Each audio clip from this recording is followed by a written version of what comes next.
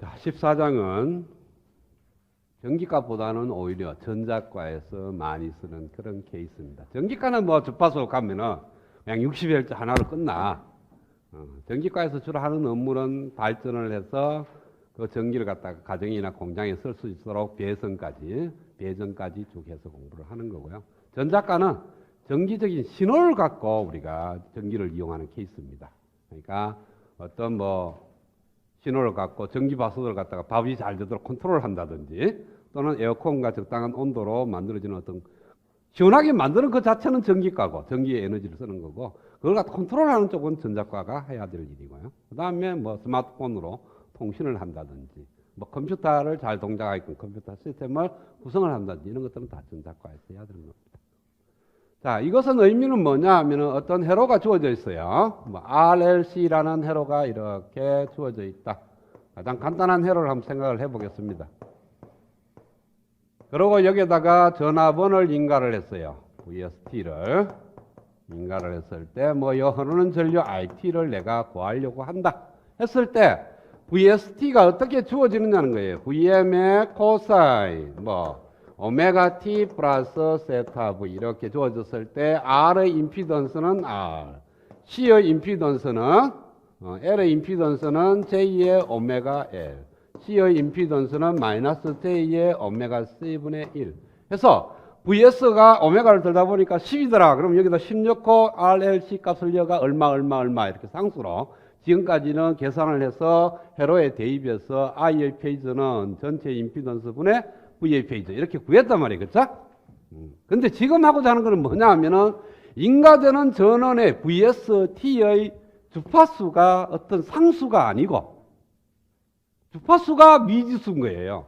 그러니까 주파수가 변화되면은 제로에서 무한대까지 오메가가 변화되면은 이 회로에 흐르는 전류 IT는 어떻게 변화되는지를 보려고 그런 거예요. 아니 특정 주파수에 대해서 회로를 푸는 것이 아니고 모든 주파수에 대해서 다 풀자는 거예요.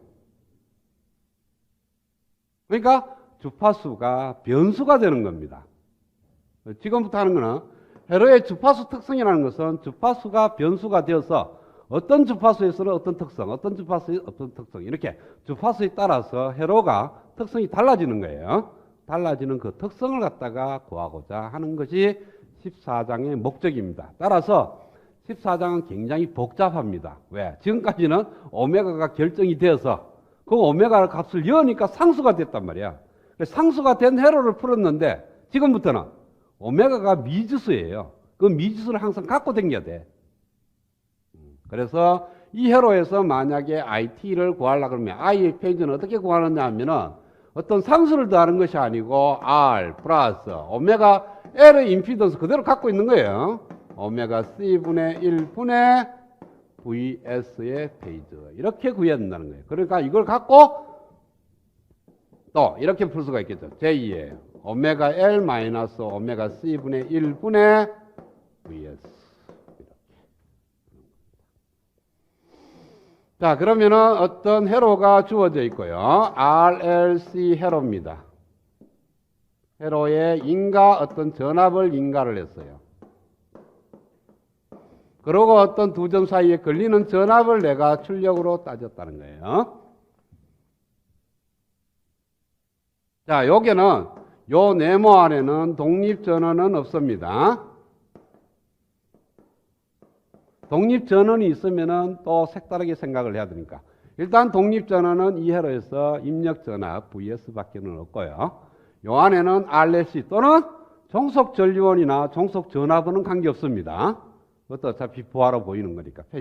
그러니까 독립전압만 없으면 돼. 요 네모 박스 안에는. 그리고 나오는 출력전압 V0T가 있고요. 이것을 갖다가 주파수 영역으로 옮깁니다. 주파수 영역으로 옮기면은 회로 자체를 주파수로 멈추는 거니까 여기가 VS의 페이지가 들어갑니다. 그렇죠? 그 다음에 여기서 나오는 전압이 주파수 영역으로 나오게 돼요. j 오메가 텀으로 나오게 돼 있습니다. 왜? 주파수 오메가가 얼마인지를 결정이 안 됐으니까 주파수 영역으로 옮기면서 오메가는 미지수입니다. 그러니까 여기에 있는 VS의 전원 주파수 오메가를 어떤 특정 값으로 두는 것이 아니고 굉장히 큰 범위로 변하는 변수로 생각을 하겠다는 거예요. 그러면은 여기에 들어있는 R이 있고 L이 있고 C가 있습니다. 여기에서 RLC라는 회로가 있는 거니까. 그래서 R이라는 회로는 어떻게 바뀌냐면 R로 바뀌게 되고 L은 J 오메가 L이라는 텀으로 갖고 가요. 그 다음에 C는 마이너스 J의 오메가 C분의 1이라는 임피던스를 갖고 회로를 풀면 됩니다. 그렇게 되면은 V0의 J 오메가라는 텀은 뭔지는 모르지만 앞에 R이나 J 오메가 L이나 마이너스 J 오메가 C에 대한 함수꼴로 나와 있고 그 다음에 인가되는 입력 전압의 페이저의 곱으로 나타나게 될 겁니다. 지금까지 여러분들이 회로 해석하는 경험으로 보면은 어느 정도 이해가 될 거예요. 얘가 제로면은 출력도 제로. 그렇죠? 이래 해보면 그럼 나오죠. 그렇죠? 네, 예를 들어서 직렬 회로 같으면은 각 소자의 분배 전압이니까 전압은 인가되는 전압의 몇 퍼센트 될 거고. 그렇죠? 흐르는 전류는 전압에서 임피던스를 나누면 되는 거고. 그래서 입력 전원에다가 그 다음에 중간에 어떤 함수 꼴을 곱해서 출력이 나오게 되는 겁니다. 이랬을 때 입력 전압하고 출력 전압의 페이스의 B를 갖다가 우리는 여기서는 F, R, J 오메가 L 마이너스 J 오메가 C분의 1에 대한 함수가 되는데 이걸 갖다가 우리는 뭐라 그러냐 하면은 전달 함수라고 얘기를 합니다.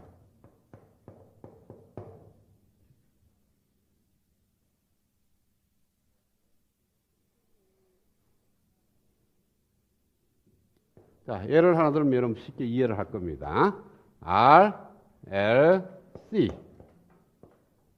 방금 같이 직렬 회로가 있다.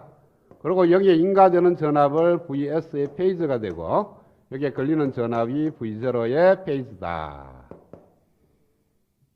그 다음에 여기 사용되는 주파수 오메가는 미지수니까 L이 갖고 있는 임피던스는 J의 오메가 L을 넣으면 되고 얘가 갖고 있는 임피던스는 마이너스 J의 오메가 C분의 1 이렇게 넣으면 돼요. 그러면 토탈 임피던스 여기 흐르는 전류의 페이즈 I를 구해보면 I는 R 플러스 J 오메가 L 마이너스 J의 오메가 C분의 1분의 VS의 페이즈고 그 다음에 V0의 페이즈는 C의 임피던스에다가 흐르는 전류 I의 페이즈를 곱하면 되니까 마이너스 J의 오메가 C분의 1 곱하기 I의 페이즈 J의 오메가 C분의 1 곱하기 I의 페이즈는 예량을 했으니까 R 플러스 J 오메가 L 마이너스 J의 오메가 C분의 1분의 VS의 페이즈. 그래서 VS 페이즈를 1로 넣은 거. 그걸 갖다 우리는 TS라고 많이 표현합니다. T의 J 오메가. V0의 어떤 오메가의 크기 VS의 J 오메가는 R 플러스 J의 오메가 L 마이너스 J의 오메가 C분의 1분의 마이너스 J의 오메가 C분의 1. 이걸 뭐 정리하는 건 관계없습니다. 그래서 얘를 만들어주면 얘가 입력과 출력의 관계식인 V0와 V0에서 VS를 나눈 T라는 전달 함수로 만들어진다. 그래서 요 네모 박스의 전달 함수는 이렇게 주어진다는 거예요. 자, 전달 함수를 다르게 표현하는데 그거는 좀 이따 설명하고 이 전달 함수의 의미부터 먼저 생각을 해보겠습니다. 회로에서. 아주 여러분들 회로의 초반인데 어떤 회로든지 보면 회로 전체 시스템을 보면요. 라디오도 좋고 TV도 좋고 뭐 에어컨도 좋고 어떤 전체적인 어떤 전기 회로도가 있습니다. 시스템이. 있으면은 전원부하고 최종적으로 어떤 전원에서 출발을 해서 마지막 부하로 신호가 가는 겁니다. 그러고 나서 바로 연결이 되는 것이 아니고 무수히 많은 4단자망을 거쳐서 출력의 부하에 나가게 돼요. 즉 전원부, 여러분 TV로 생각하면은 안테나에서 신호를 받았어. 그걸 최종적으로 어디로 갔냐면은 스피커하고 모니터로 간다고 생각하면 돼요. 안테나에서 바로 모니터로 연결하고 안테나에서 바로 스피커로 연결한다고 해서 TV가 되는 건 아니에요. 안테나에서 잡히는 신호를 작으니까 공중에 오는 신호는 워낙 작으니까 일단 정폭을 해. 그리고 정복을 하게 되면 거기는 MBC, TBC, SBS 다 있어요. 모든 방송이 다 있으니까 내가 원하는 방송 채널로 옮겨. 그놈만 빼내. 필터를 통해서. 그래서 또 적으니까 또 키워야 되고. 그런 식으로 여러 단계를 가게 되면은, 그래서 최종적으로 소리는 스피커로, 그 다음에 영상은 모니터로 보내서 우리가 TV를 보는 겁니다.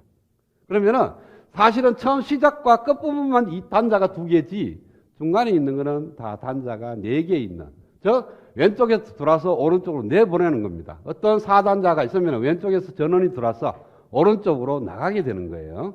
그래서 이 4단자 망이 나가는 신호와 들어오는 신호의 비를 TS라고, TJ 오메가라고 정의를 하는 거예요. 그러면은 여기에 만들어지는 무수히 많은 4단자망, 예 4단자망의 전달함수, 예 4단자망의 전달함수 다 있을 거 아니에요, 그렇죠? 그래서 요 4단자망의 전달함수가 의미하는 것은 뭐냐 하면 요 4단자망이 하는 역할을 갖다가 디파인 하는 겁니다. 그래서 전달함수만 딱 보면 아, 이 회로는 어떤 일을 하는지를 알 수가 있어요. 그래서 전달함수는 굉장히 중요한 팩터가 되는 겁니다.